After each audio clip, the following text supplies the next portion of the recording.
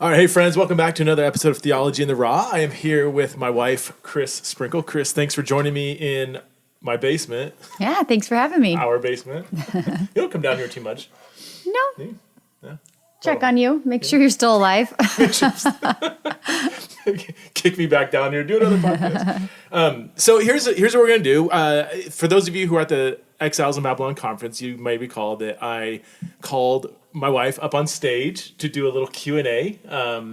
And so a bunch of questions came in from the audience. We only got through maybe like 4 during the conference. Mm-hmm. So I got the printout for the questions through the platform that we use, and there's like 20 questions here. We're not going to get through all of them, but I did want to do a podcast just kind of finishing up.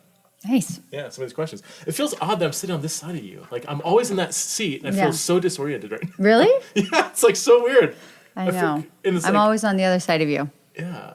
Am I going to be able to hear you? Because my deaf ear. We should just do it. All right. Talk loud. Let's just try. All right. Well, first of all, so I have a question. During the second to last worship set, before I called you up, I said, hey, I'm not sure, but I might have some space where I might want to do a kind of an unplanned, call you up on stage and do a little conversation. I thought for sure you would say absolutely not, because you do not love being on stage. Like, you don't need to be on stage. I think you're great at it, but you don't need that role. You don't particularly enjoy it. But you said, okay. And I was like, really? And you're like, okay, yeah. Yeah. What was going through your mind when I was expecting like, no way, do not do that. But you were like, no, I'm willing to do that. What was behind that? Well, I kind of was feeling a little bit of prompting in my heart and my spirit a little bit that maybe it would be good for me to be on stage and just show a presence and maybe say a few things. But I didn't want to necessarily, like, it wasn't like that's not out of my human personal being. I didn't need that, but I was feeling maybe the Lord was wanting me to, only because I feel like, I always know, like, whenever there's somebody doing something, it's like, I want to know where the spouse is and like, well, what's their role and how are they? Because it's not just you doing all this. It's like, we do it in different ways, but definitely I'm very much a part of it. And the conference and just our vision for Theology in the Raw is definitely you and I, passion and heart and a lot of vision and thinking and stuff. So I was kind of feeling like, I feel like I should just, I don't know, but I didn't want to, like, it wasn't like my own personal. So it was kind of like, if you're feeling that like something, then, I'd be okay.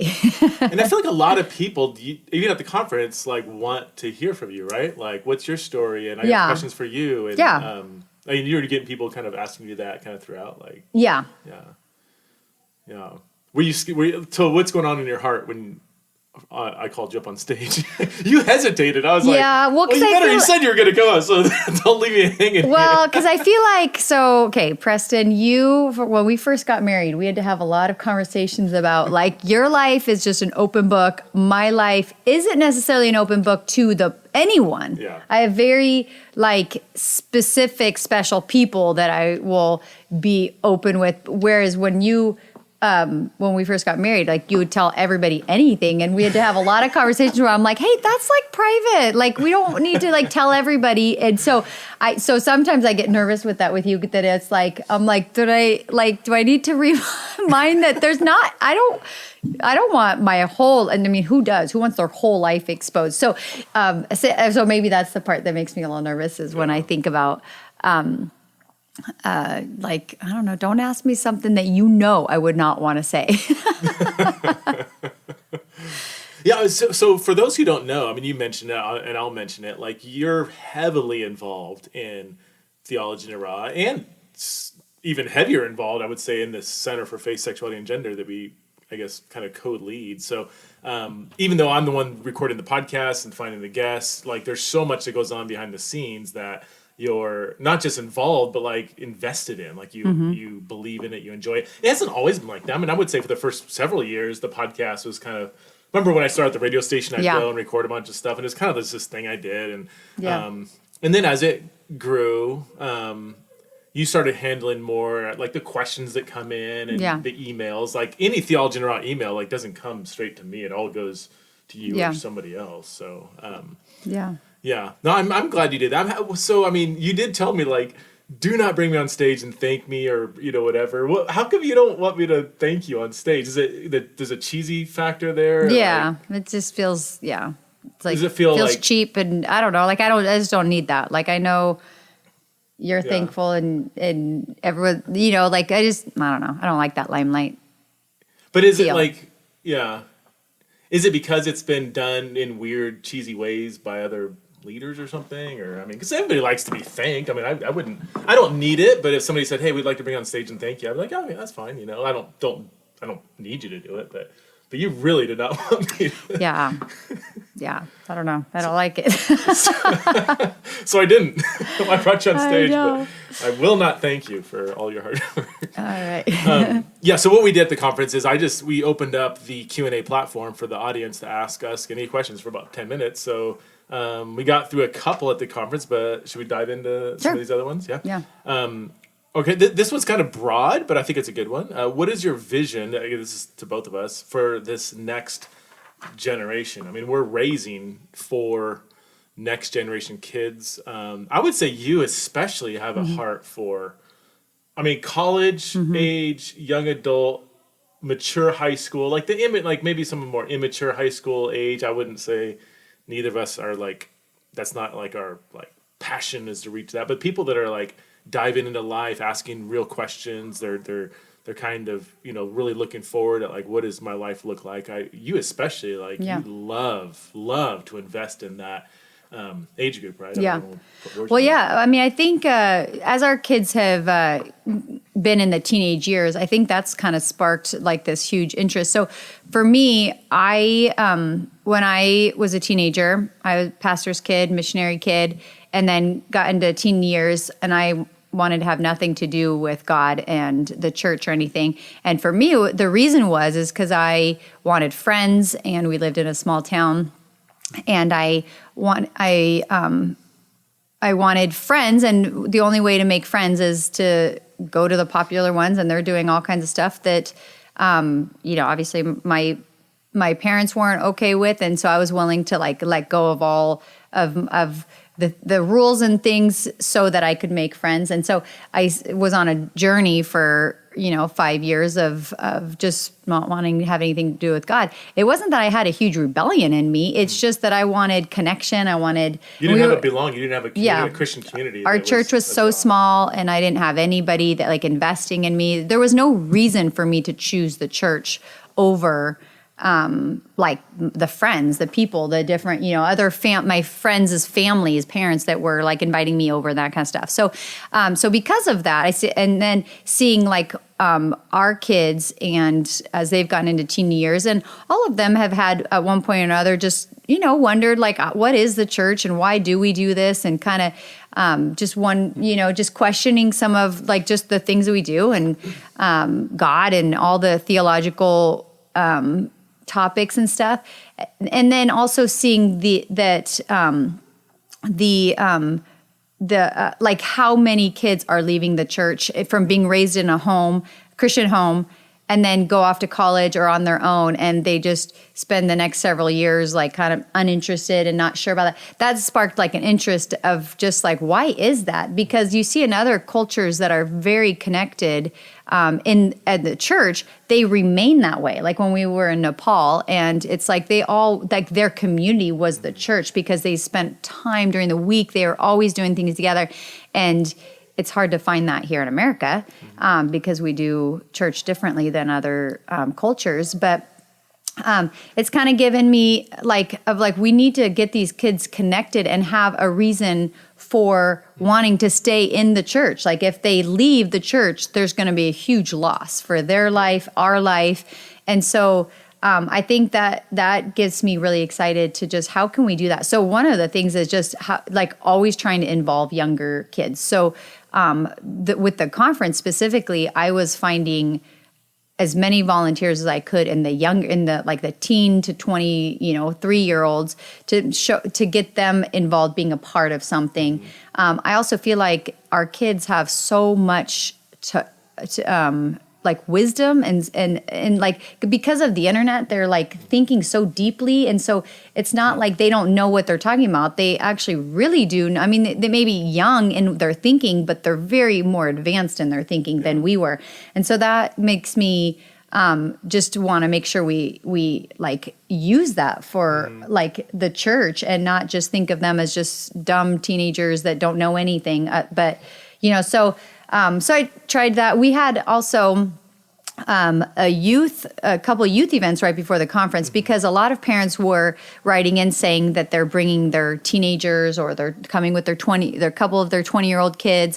And so it got me thinking, gosh, we should like connect. If they're all coming for a 3-day theological conference, they're obviously interested in something more than just partying.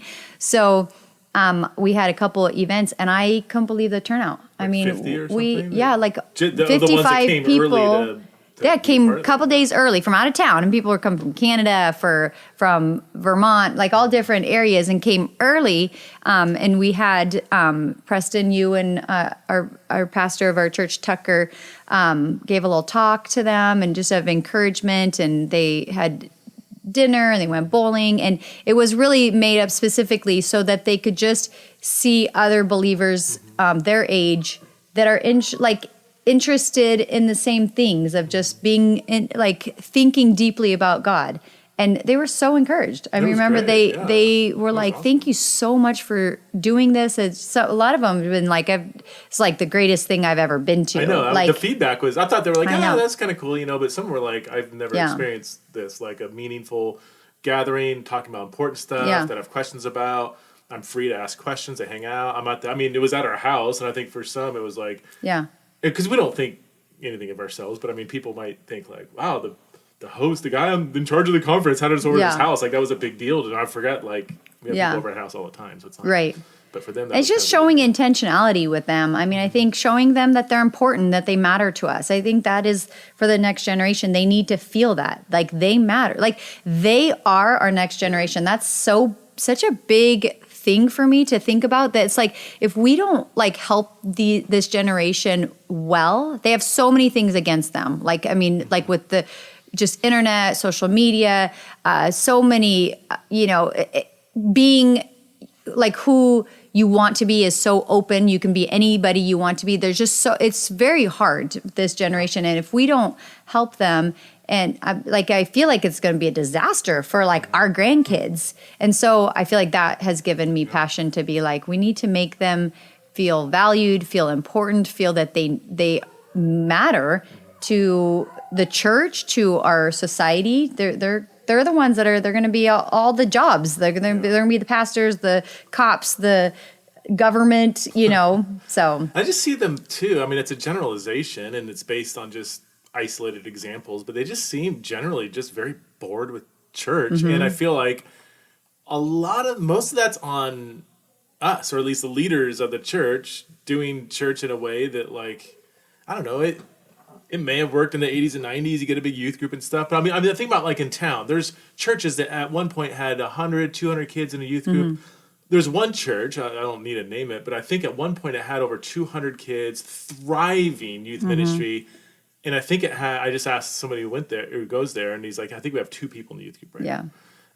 It's because they're not talking about the hard things. Their kids are they're faced with all these hard topics every day of their life. And then they go to a church, and then it's like, we are just supposed to talk about just theological things maybe that are just so far out that are not practical. Or such basic Christian stuff that's like, it's good. You need to hit that from time to time. But if that's all you are, they want to talk about race. They want to talk about LGBT. They want to talk about sexuality and marriage and singleness. I mean, they really do. They're hungry because they're wrestling through that. And so I think if we are not doing justice to this generation by just just kind of thinking that they'll just figure it out, and no, we have to guide them. Like, we truly, like, I always think about the Old Testament and how they the older generations like taught their kids, and I picture like they invested in them. They had, sit around and talk about the Bible and what God has done and how God has been faithful throughout. And I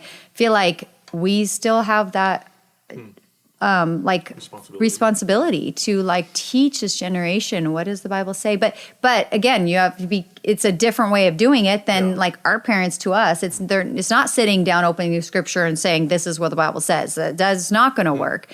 It's Can you expand on that? Well, I think it's very practical. Like you have to speak their language in the practicality with also bringing in the what the scripture is saying, but you have to like allow them to start thinking for themselves. I mean, I just see that with our kids. As soon as we just say, like give a verse, they're like, oh, they have so many questions why that doesn't it doesn't resonate. But if we like talk through ways that their situations and then try to bring you just have to be way more strategic. It's way more complicated now talking to these kids than I think it was for us. Like even just like sex before marriage, right? I mean, even if you weren't a believer, you just knew, ooh, that's not good, sex before marriage. Well, why? Because our parents said it and the Bible says it. And it's like, well, we don't even know where it says it, but we believe that somebody told us that it says it, and we just like went with that, But that's not the case for them anymore. Do you think the internet that isn't? I mean, everything is blamed on the internet, but this does seem to be pretty like true in that we didn't have the ability to fact check our parents. We heard all kinds of stuff, and there's some things where we're like. We'll repeat this kind of myth, all the and time. Our kids will just Google it real quick and say, like, that's not true. I'm like, I've believed that my whole life. Yeah. Yeah. And so now they're more scared. They're more like, well, okay, you said that, you believe that, but how do I know that's true? Like that they need to have a more in-depth conversation, not just a top-down, here's the right things to believe, deal with it, like this doesn't really work. I think we have to be willing to put a lot more time into our kids. I really do. I think it's hours of conversations. I mean, it could be like broken up throughout life, like you just as you're cooking and you're having deep conversation. But they want to talk. I believe that 100%. And so it's being like giving time for that. I just think parenting well it takes a lot of time. Doing that well, you have to like be willing to give that time. We have other questions related to that. So, okay. Well, okay, so sorry, we're still on this first question, but what is your vision for this next generation? I mean, how would you sum up? I mean, that they would find a deep, meaningful sense of belonging in the church where they can wrestle with their faith in authentic ways. I mean, obviously, my vision is I want them all to be followers of Jesus, to be flourishing as Christians, but... I mean, I think they do too. I mean, I think their purpose is to like increase the kingdom of God, but I think it just looks different than how we think that should be. We think that should be like, well, bring them to church and have them faithfully sitting at church every Sunday. But we have to be open to like, that might not be that. There might be a lot of people that have turned their life around for the Lord, but they're not the ones sitting at church and stuff, and being open to that with the kids. Mm-hmm. So I think giving the kids the okay that it can look differently. Yeah. That whole like, if you're a good Christian, you'll just go to church and attendance will be good, and you just don't ask questions like, was that service worth it? Like, could we have been doing something more effective for the kingdom? Like, we need to be okay with them, kind of asking the hard questions about what it means to be a Christian in today's culture. Yeah. All right, we got a bunch more to get through, and I know we don't have 3 hours for this. What advice can you offer singles who are longing for a godly relationship? I'm assuming godly relationship, they're talking about like a, boyfriend girl, like a marriage relationship, not just a friendship. So a single person really wants to be married to a godly person. Mm-hmm. What encouragement? I mean, it's to both of us, but you're better at these kind of questions than I am. Yeah.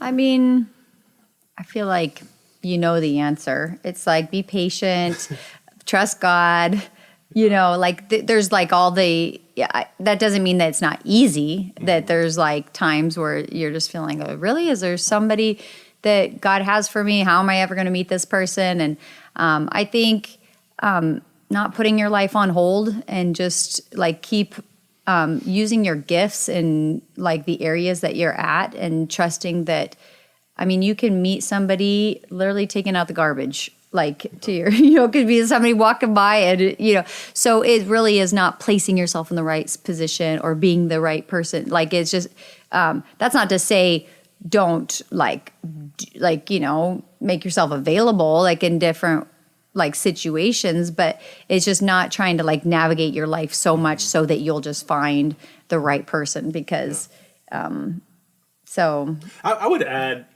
and you might, no, I think you'll agree with this. You might put a different emphasis on it, but like I would say learn to flourish as a single person. Yeah. Like, don't think like you are incomplete or you're not going to experience joy in life until you get married. Because if you put that much pressure on the potential of a marriage partner, first of all, just theologically, I don't think that's accurate. But also, like, that's if you bring in that kind of like, I don't know, like expecting this person to fulfill more than they can offer, then I think you might be more disappointed if you do end up getting married. So learning how to treat singleness is not like a stage to get through, but like, hey, this is a season you're in. Maybe it's for a short period of time, maybe a long period of time, maybe for life, whatever. Like, there's no promise that you will get married.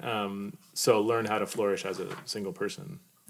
Which is hard because that you obviously need community and intimate relationships, and that's a two-way street. Like, you may desire that, but like we've experienced that before. I mean, we're in environments where we're one in community, we're having people over, and it just doesn't seem to be as like reciprocated, So like I can't command somebody else to like ask good questions, and show an interest, So that is hard for singles to put the burden on you to like find community. It's like, well, community by definition doesn't rest on one person. So I know that can be hard, Yeah. And I would just say, just invest in somebody, in people, invest in like teenagers, invest in, college group, or just invest so that you're taking the focus off of yourself and just putting more focus on other people and the task that God has for you here on earth right at this moment. So yeah, good. Boom. All right. Let's see. What was your guys, both of us, our favorite part of the conference? The Q&As, the talks themselves, or the worship? I talked about this on a podcast a couple weeks ago, so I'd love to hear your favorite part.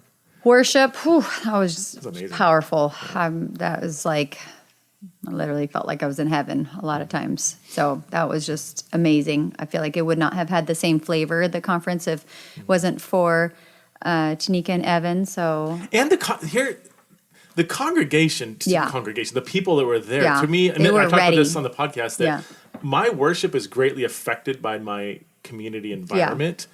If everybody's just kind of standing around, I don't care how powerful it is on stage. I just can't. It just feels weird, Well, everyone was so excited to be there at the conference. I mean, they came from all over. So it's like, it wasn't like, I think it was like 85% was from out of town. So like, I think even 90% out of town. So 10%. So it wasn't like you're like, nothing to do. I'll show up and see what's going on over there. It was like people put their time, their money, made this important. And so, they came ready. And so ready to worship, ready to see and be filled and stuff. So, I think, the worship was incredible. Definitely, I think if we didn't have the couch Q&A times, that would have not had the same flavor. I mean, it'd just be another conference with great talks. I mean, any conference, you can get great speakers. Yeah. That's not hard. There's a lot of great communicators, but to have that kind of interaction. Yeah. It modeled what we were trying to do. So it's like, I love seeing like Jackie, she gives the best like speech. And then she sits down and then it's like, and she's just another person too. Like it just instantly put everything into perspective of like, this is not just like putting people on a pedestal. Like everyone's still like thinking through things, and just you and her like joking around and kind of like, like, that's a hard one. I don't like being who you are and just like, I don't know about that. I don't know if I can say that. I don't like. it was just really modeled kind of what like we're trying to create. Yeah. So yeah. That was, the worship, the couch time, for me, that was, and all the talks were, they're all fantastic. Yeah. I loved having Street Hymns doing his thing, man. That just added such a great, well-roundedness to the conference. So it's not just the kind of same talk, but having more artistry involved. Yeah. How do you and Preston partner to build this ministry and raise children and invest in your marriage? That is a lot to balance. I feel like I already answered that. Did we answer that? Yeah, we answered that. Let's move on to the next. What's that? Let's move on to the next. I already answered that. Watch the video. Get the video that comes out in 4 weeks. What brings you and your family joy in ministry? I can say one real quick. Yeah, go ahead. Well, just because yesterday was Easter. Yeah. Just having people over, being hospitable. I think our whole family loves hospitality. And we have a different, some kids are more extroverted, some are more introverted. We're kind of a weird mix and everything. So it's like we enjoy our alone time, family time, whatever. But we also love being hospitable, having lots of people over. And people that maybe don't typically get invited over, people that are easy to fall between the cracks. You specifically for Easter wanted to have over people that didn't maybe have family to go to or weren't I prayed all week. Well, the last 2 weeks, God show me the people that you feel like need to come.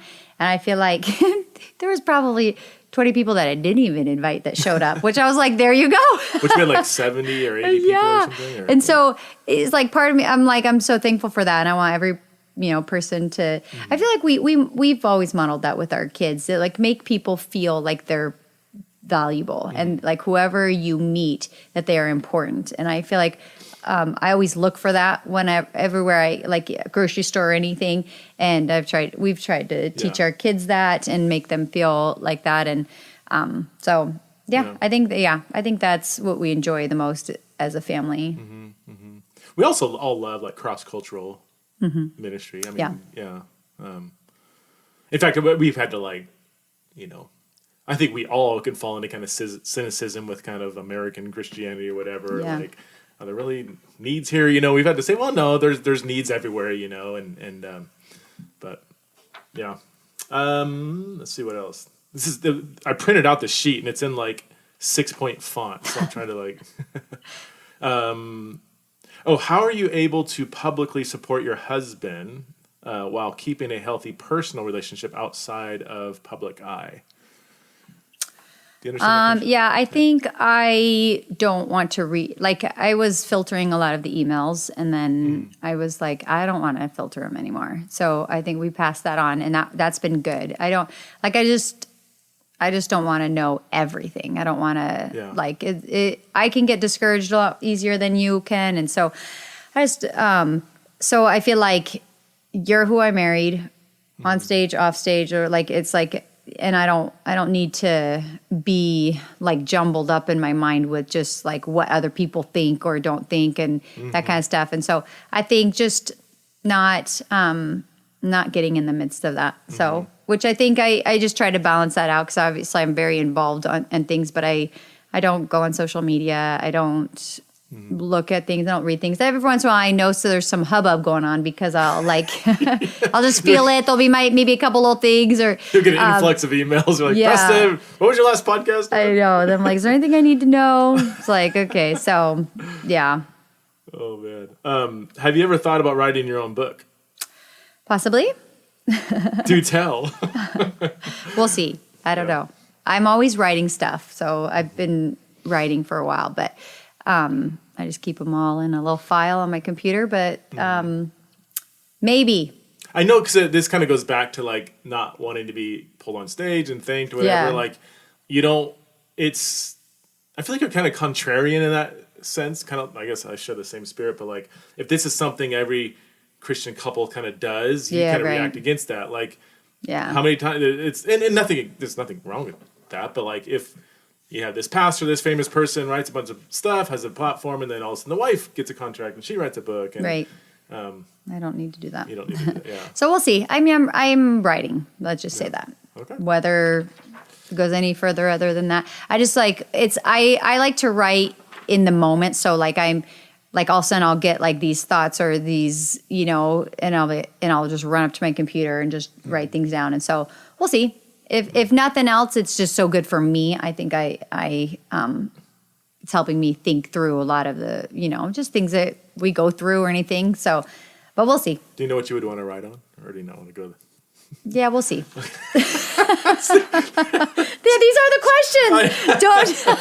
Don't ask me in public. Oh man, I start sharing. You already know. You don't need to ask it out in front. I share thoughts of what I'm thinking about writing about. Like, if a thought came in my head, I'll just share it publicly. Exactly. So this goes back to the first thing I said. You tell everybody everything.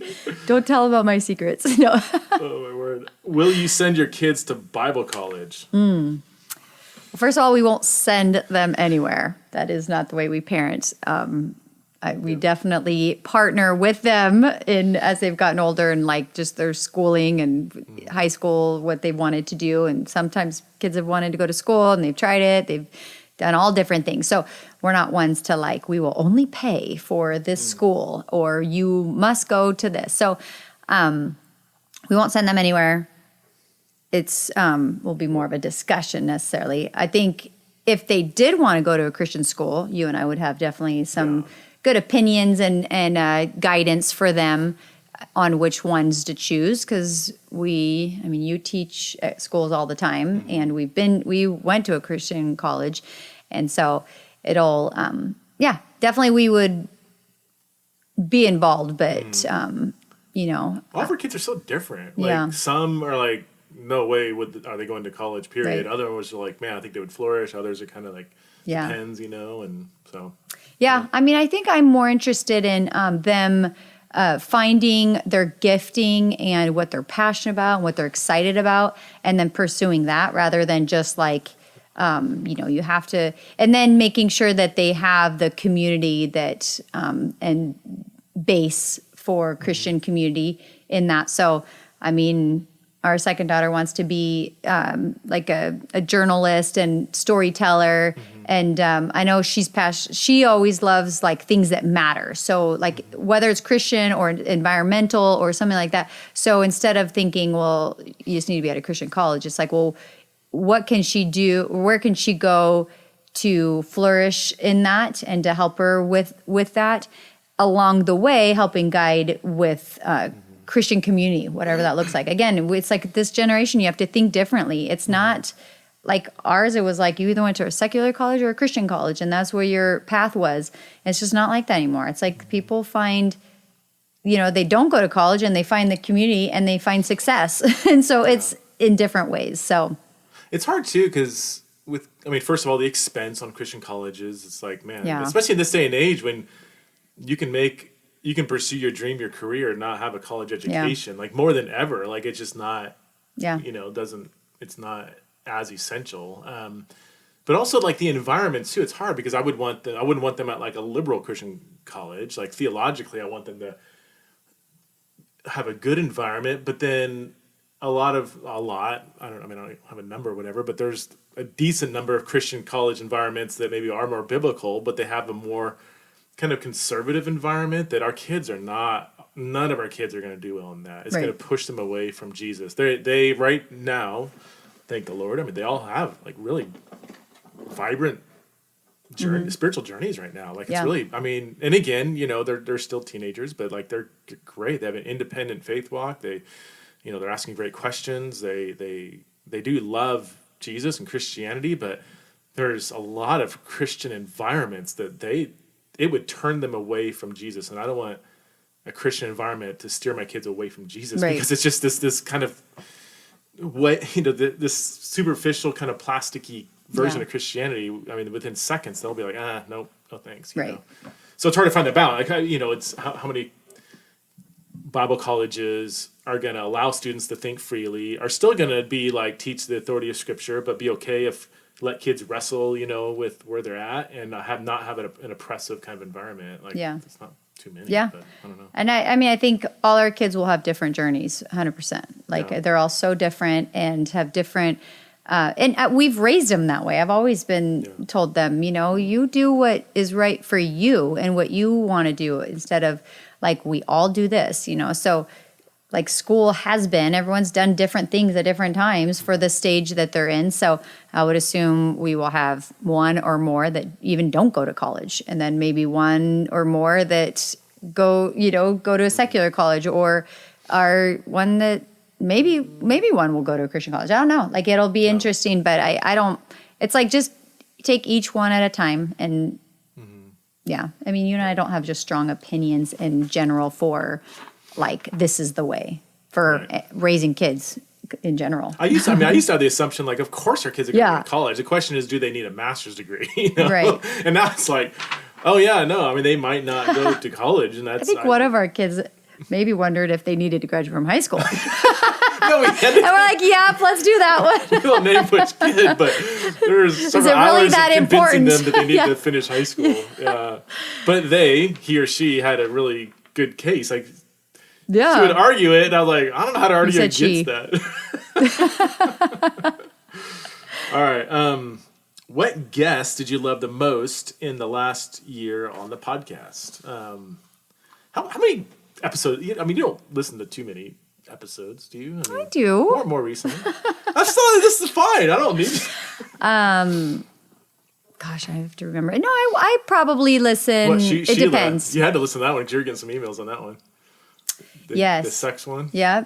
But you said that was really, like. Yeah, I was like, like, provocative, but you said it was helpful, right? Yeah. Yeah, gosh, I don't know. I remember, I mean, you would remember better than me, but there was a bunch of them. I'm like, man, that was so good. Typically I pick the ones that I'm like, don't know much about. So I'm just thinking the one that you did about on the border of Texas and the immigration like that. That sparked my interest because I was just like, I haven't thought too much about that. So usually it's ones that I haven't thought a lot about that I want to like get my wheels turning with that. So I've got too many. It's hard because it depends on the topic, depends on the person. I mean, I really did like the one with Francis that I did last year. I mean, and not just because it was Francis. I feel like he was so honest and it was just fun, and he said things. I'm like, man, I can't believe he said that out loud. Like I like to get like the deep down honesty from somebody. Where they're not like putting on a face because it's a public platform, where they're just totally being themselves, and he was very much like that. Several race ones were great. It's hard. I there's so many that I've enjoyed. All right, let's see.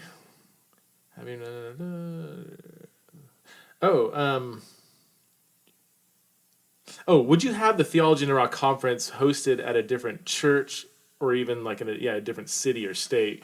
We've gotten that request a lot. You. No. Yeah. That's my answer.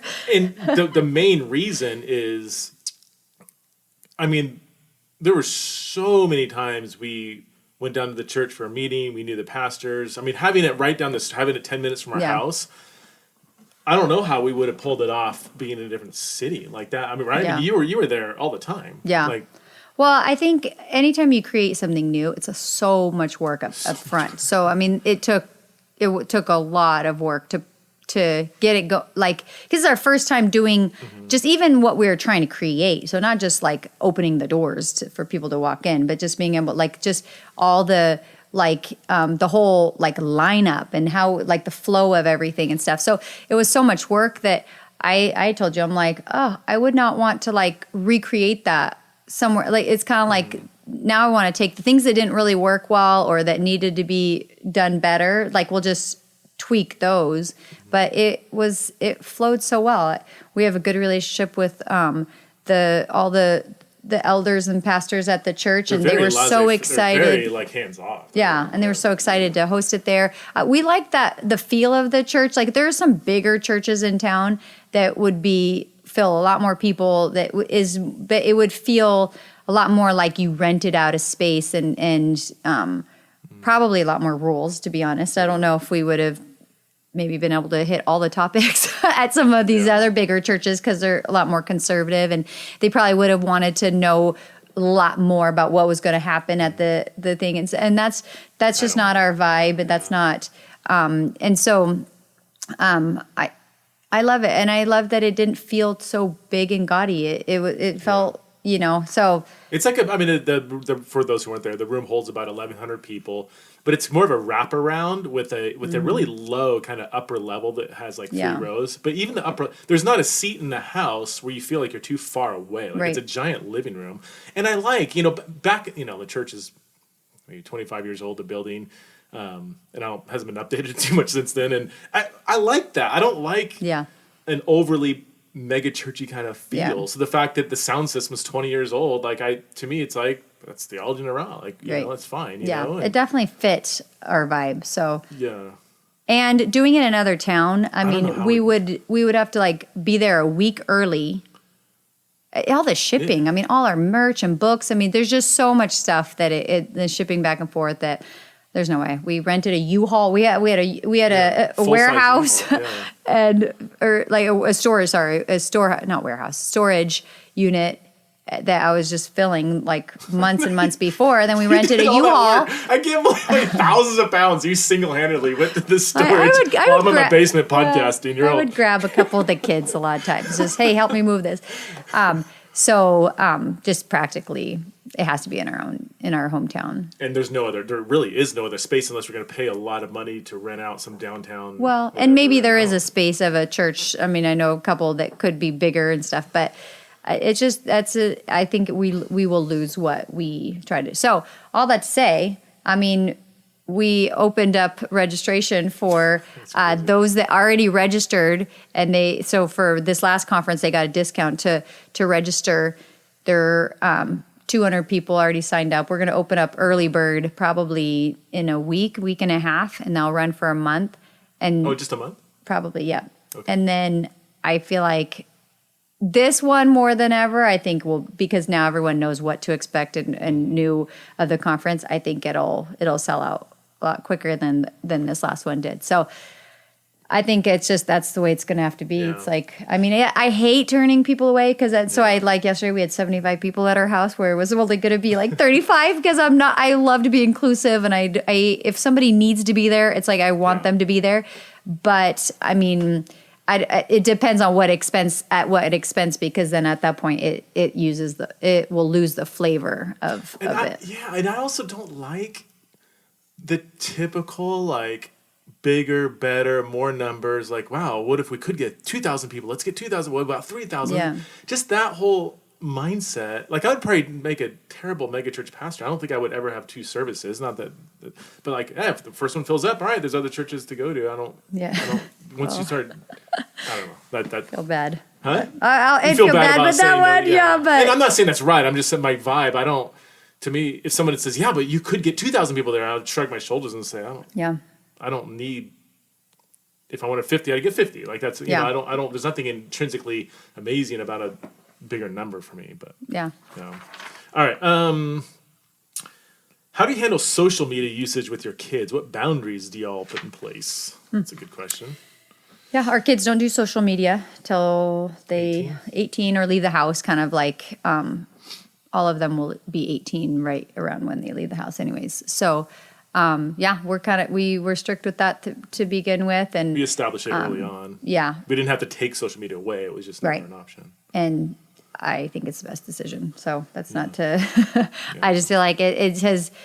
Yeah, every once in a while, it kind of, sucks that they can't this is how the kids their age communicate, and I'm like, oh well. This is the one thing that I'm gonna think harder for you than what you would want to. I just think, we just see way too much with kids and parents and how social media has affected them that it's not worth it to me. So I think it's been proven to increase anxiety, depression, suicidality, low body image, bullying. There's so many negative things that. Yeah.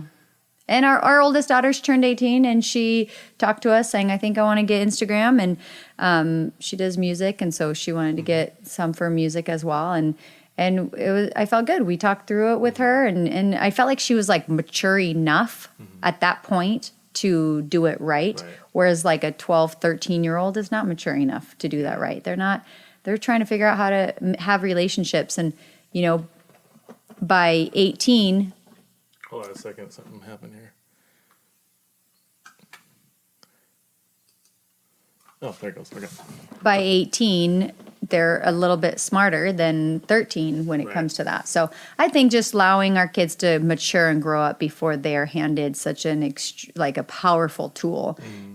So we're not budging on that, and we're pretty lenient in a lot of other ways with stuff. We're not, but this is. I think we've just seen just such damage that what it does, and that's not worth it. So that's not we're not very strict parents, I would say, of like just in general, like none of our kids have curfews or anything. It's just we figure it out like with them.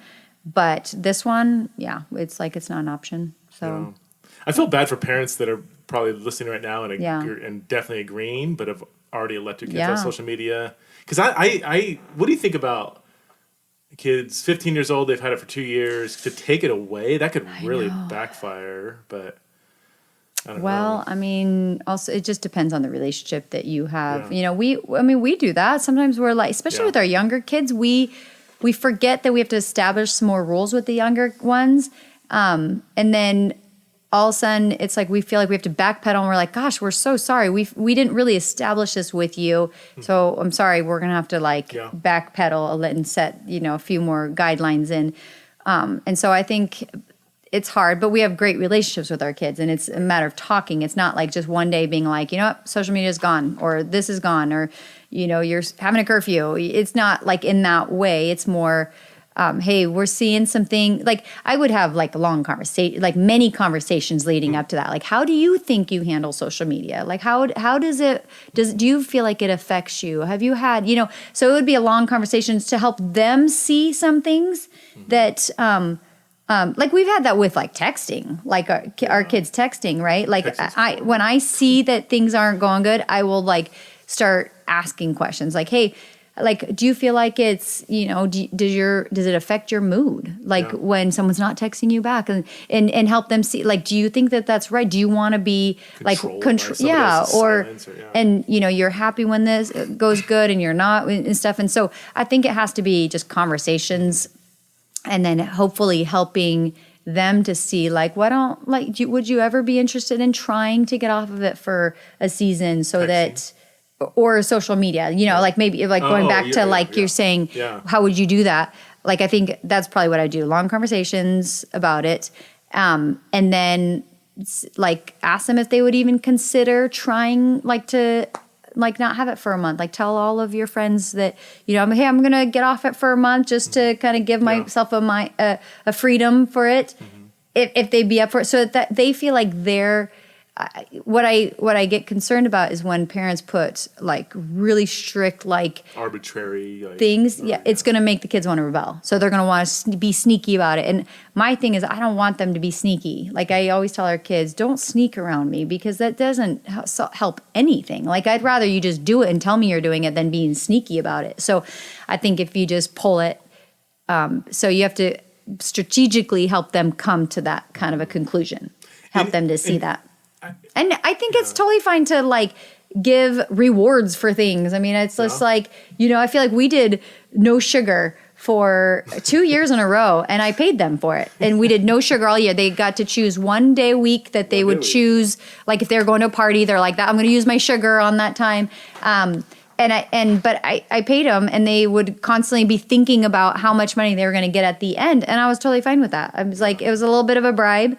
So, but I think maybe this shows that they can do it, and it gives them motivation. So I feel like maybe something like this, if they were kind of like maybe in agreement to try it, to get off it for a little bit, like giving like some kind of like, what do they want? They want new shoes? Sure. Like what, like give them something to work towards, and for motivation. And then the reason for that is for them to be able to, at the end of like, let's say it's for a month, you just like, can you get off social media for a month? You kind of come, they're like, trying to work through it. Hey, I'll give you $150 by the end of the month if you can do it without doing social media. And then the goal would be at the end of the month to be able to like talk through, how did you feel? Like, what was that like? And knowing that sometimes they're gonna be like, yeah, I hated it. I couldn't wait to get back on it. And other times probably being like, oh, I felt so free. Like we'd go. Which is gonna be what they're gonna say. I know. So I think your goal for any of those things is a bigger picture. So that's what I would do. I just can't. I would put it in. It's been shown to be neurologically addictive and leads to all kinds of, again, depression, suicidality. This isn't debated anymore. Like that. At first, it was like people were like, I wonder if this is. But now it's the studies. It's not debated. Yeah. Over and over and over. Jonathan Haidt. It's not a Theology and Raw podcast if I don't mention Jonathan Haidt. He just wrote a long article about the history of social media and how it changed from like at the beginning it was kind of like family photos, this, that, and now it's just turned into this tribalistic rant and raving, and it's just destroying our humanity. Yeah. In the last 10 years especially. So yeah, it's like I wouldn't kid my kids a loading gun or a crack pipe and say don't smoke too much. Like it's at that level of this is very, very serious. There's a lot of secular people, even like people that work for social media companies, like, I'm not letting my kid on Twitter until they're 18, and they're like the CEO of Twitter or whatever. Maybe that's a bad example, but okay, a couple more here. With Preston having such a large platform as a wife, do you struggle with feeling like you're in the background or losing your identity? Which when I hear people say large platform, it's pretty relative. In the broad Christian world, I have a tiny platform. In the broad world, I have no platform. Right. So, I mean, I thank you to those of you who love the podcast, and it is a platform, but it's not. Yeah, and podcasting is weird. My day, if I come record a podcast, and then I do my work down here, and then I take my son to the baseball game. I go to the store, and it's like my life. I think it would be different if I was like on stage at a huge church or something where there was like a really visible reminder of I'm somebody, but with this, I don't know. Well, I mean, I think you do have that. You're on stage a lot. You're like speaking. Yeah, sure. Yeah. It's not hard for me. I don't feel like I don't need that. I don't desire that. I know what comes with it too. I mean, it's funny actually. I was kind of like chuckling to myself because at the conference, I sat in the front, and after each session, you and the speakers would have just lines and lines of people that would like be waiting to talk to you. And like, really, I don't say this like weirdly, but like nobody was coming to talk to me. Yeah. I probably didn't know who you were. Yeah, which is fine. Like I had a couple friends sitting with me, and so I would talk with them. But I remember thinking, oh, we have such different lives, him and I. Whereas like for them, there's like everyone's taking selfies with you, and everything. And then like for me not. But then the second I got off stage at the very end, I like had like 15, 20 people lined up to talk to me, and I laughed to my friend. I go, well, now look at this. Yeah. And I don't need that. Like I just, and that's either of us do. Like I don't. Yeah. I don't say that. I don't need that as if you need that, but it's just like I was honestly like I love like my kids and my few friends, and so it's like just getting to hang out with them. So during the conference, during the breaks, I don't know, I'd go see how my kids are doing. They're all at the merch table and selling stuff, and so yeah. I don't know. I don't think too hard of it. You've never needed like recognition or like publicity or anything like, Well, but a lot comes with it. I mean, and again, I mean, I would come from a pastor's kid, so I just knew, you're always like in the limelight. You're the pastor's kids, and I there's times I'm like I didn't like that, and other times it's nice to like have people like you and know who you are a little bit before, but so I don't know. Yeah, it's hard because I do enjoy. Let me put my thoughts together. I enjoy if I'm doing something that I enjoy doing and it's helping somebody else. I love that. I thrive on it. Yeah. So when I get an email saying, "Man, this something you did has really encouraged me in my faith walk," whatever. Like I love that. Yeah. And so I don't want to say like do I need that? I don't know if I need it, but I do enjoy it. I do enjoy knowing that I'm not just sitting in my basement wasting time and everybody else's time. Like it's actually doing something. And you would say the same. Like you, like to know that what you're investing in is doing something, right? Yeah, it's just totally different. To me, it would be, it's like teen to young adults in my home investing in their lives, like that. And it's having like friends and moms over and just just love being in my home and just kind of,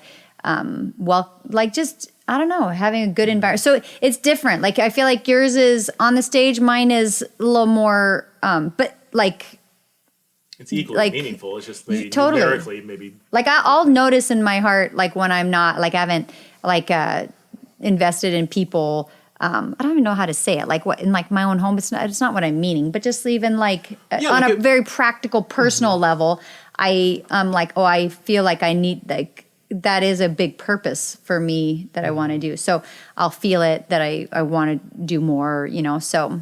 Like if we had somebody over and it was just, it kind of stayed a superficial conversation, nice people, it's like, yeah, it was good. It's fine, But like that doesn't wake us up in the morning or like for you. But if you had somebody over and man, we dug deep and man, they maybe their marriage is on the fritz and like something you said helped them in that. Or like if I think you would, or both of us, but you thrive in doing something that is meaningful. If it just feels like it's just like checking off some box, right? And do you ever think you would be on stage somewhere? Is that something that you would? I mean, if somebody said, "Hey, come speak at this women's conference or pastors'," conference? I have done some. I've done some. Yeah, it's fine, but you don't.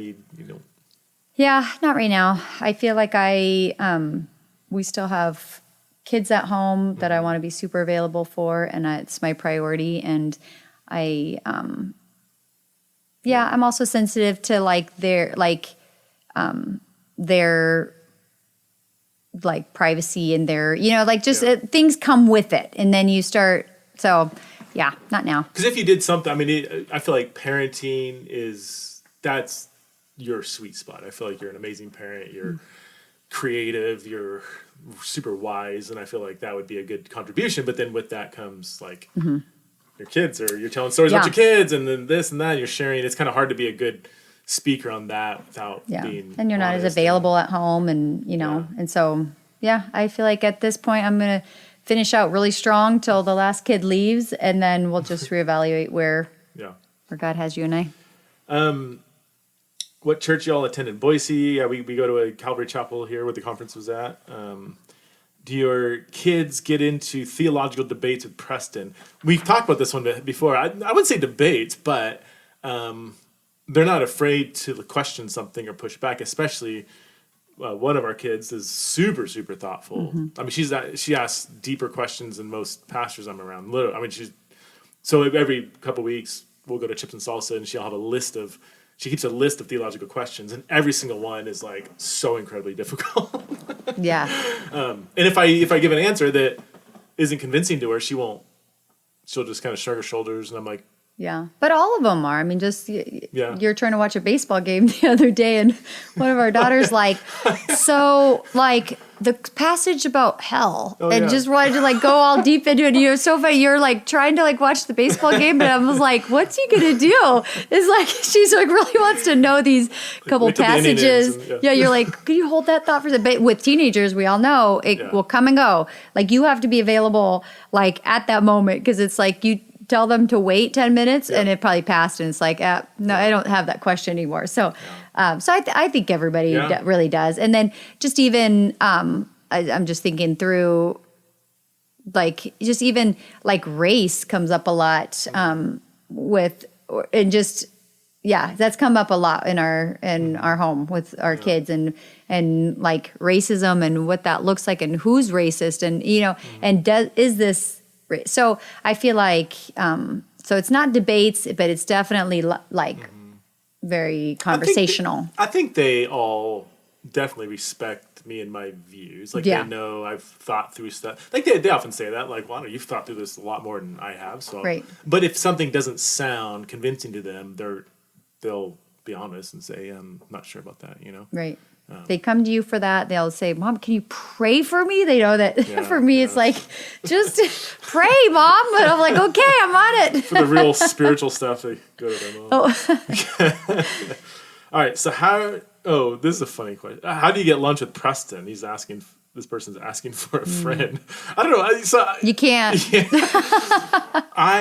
I'm not I would say I'm not a very good friend to people that I'm like good friends with. Like usually my good friends are the ones initiating, reaching out, texting, calling, whatever. So I constantly live with the burden of like, man, I feel like I need to invest in the people that I've known for 20 years better than even right now, I can think of like 5 people like, oh my gosh, I have not called them back. And, well, you're an introvert. Yeah. And you're, very busy. Yeah. I mean, with your ministry, I mean, it's just like, there's just like endless things that you just have to, and you love being with your family, like us, like your kids. And I mean, you really do. Like, so I love feel going like to lunch too. I would go to lunch every day of the week. Yeah, but something has to give, right? So it's like, and you'd go to lunch, but you don't like need to go to lunch too, like because you're and then when you're traveling and speaking, it's like you come back and you're like so you pour it out so much that you're fine to like not see anybody for a while. So I think there's that rhythm of maybe in the summers you don't speak and travel, and you're or if it's way like more a down freer. day where it's like, you know what, this is kind of a cleanup day, and going to lunch would be it's not interrupting some big. But it's hard because you have like a list of like people that you love and that have asked you, that you're in relationship with. Right. So those like seem to take priority in lunches versus like somebody that would be a new relationship. Yeah. That's a hard one because it's just like, well, here's a new person wanting to get together with you, but then there's also like somebody who's been asking you for the last 4 weeks to put something in that you like are in relationship with. And so I typically, my schedule's erratic. I mean, it changes every week, but typically it's like, once a week I'm like going to try to go to lunch with somebody like once a week. But like for me, if I don't go to lunch, I don't take a lunch break. Typically I go make a salad, come down, eat, and answer. Eat. So it's like, it is taking time out of my work day, so I have to ask like what's the, and it's also hard. Like, is it like if somebody is like, hey, we'd love to go to lunch. Is it, I don't know how to ask like what's the purpose of this? Like why? Because if you have if there's a serious need or something, but if it's just, no, I just want to hang out. I'm like, I don't really have time. That goes on the low priority, right? There's other people that you just hang out with, right? Like, I mean, we have some friends that were like, just come over and play cards. Like, and so, and that's, we definitely do that, but it's, you can't, how many can you have of those? There's just not enough time. Right. So. All right. One more question. Have you considered, Preston, have you considered how thousands of people are being shaped by you for good or for ill? We are all being formed by your own journey. Can you speak to this? It kind of goes back to what you said earlier. I mean, on the one hand, it kind of freaks me out. I also don't need to be that. Need that, like, some people like they need, if they're not like influencing tons of people, that's kind of their identities wrapped up in that. I don't have that at all. It is encouraged, like it's encouraging when I hear that. It's kind of like, are you serious? Like I don't know, is that real? But like, we get the emails. I mean, it's definitely super encouraging and stuff. So I feel a huge weight at different times of just like I think it was a couple days before the conference. I just was like, oh my gosh, like this is this a task you're calling us to, Lord? Like, so just the weight of that, like making sure that like you're not getting it wrong or like you're leading people in the wrong direction and not, but I feel like I keep going back to like, it's like not that you're telling people what to believe, you're showing a way on how we go about things. So everyone can have their own beliefs and on different topics, but it's how are you going about that? So that gives me comfort to be like, well, there's no way of getting that wrong. Like that's not like wrong. Like if it was like you're trying to get people to believe, this certain thing, that would be a lot scarier too. Cause you're like, what if we got that wrong? Right. So I think, I think there's just times where I personally get like the huge weight of it's a lot of times during the sexuality, like when you were, topic, when you're writing from time you wrote your first book and going that times I'm like, oh man, this is really huge and heavy. So Here's the balance that I don't know how to navigate is I don't know what to call it, my ministry, whatever it is that I do. What do you do again? It's been kind of built on me having just open-ended, honest, unpolished conversations. Yeah. So let me ask me a question. I'll just say, hey, here's some thoughts, I don't, by definition, Theology in a Raw is not like a think tank where I'm going to spend hours researching a question so I make sure I'm crossing every T and dotting every I and doing that. There's places to do that, and that's just not... I mean, hopefully I have enough background that if I say something, it's not going to be just complete ignorance. It'll be, layers of ignorance. But but it's hard as the podcast has grown. I'm like, oh, well, I need to be a little more careful with what I say. But then once I start doing that works against the very thing I started, is kind of being more free thinking. So finding that balance of not being irresponsible and yet still being myself and an honest thinker out louder, I don't know. Do you have any thought? I mean, and I've erred on both sides, being too polished. Well, not being polished I sometimes... You wish I was more polished, right? Or... Well, there's times I'm like, ooh, like that, don't say that. Or and then, you're always like, well, I can't say everything perfect. I'm like, yeah, you're right. That's true. Because it's like, it's easy to depict like every single word that comes out of your mouth, where it's like, if you sit with me, I'm like, I'm going to say so many wrong things, just like in general. So I do feel bad for natural. You. I just happen to have a microphone. But it's that it's recorded and it's sent out. So people like heard you say that, and it's like they can go back to that. Whereas if you're sitting on the couch, it's like, well, I think he kind of said something like this, it's a little different. So I'm always like a little bit like, say careful, but then because you've gotten emails, right, where it's like Preston said no quote, and you'll say like, did you say that? I'm like, I'll go back and listen to it. I'm like, I guess I did say it like that, and I don't know. I have to go pick up one of the kids. Oh shoot! Okay, sorry. Well, that was the last question. Was that the last question? I'm like looking at the time. I'm like, okay, one of our kids is at a coffee shop that needs to be picked up. So, well, thanks for listening. Thanks for hanging out in my basement, Chris. I guess. Go pick up my kids. See you at lunch upstairs. See you at lunch in a couple hours. All right, bye.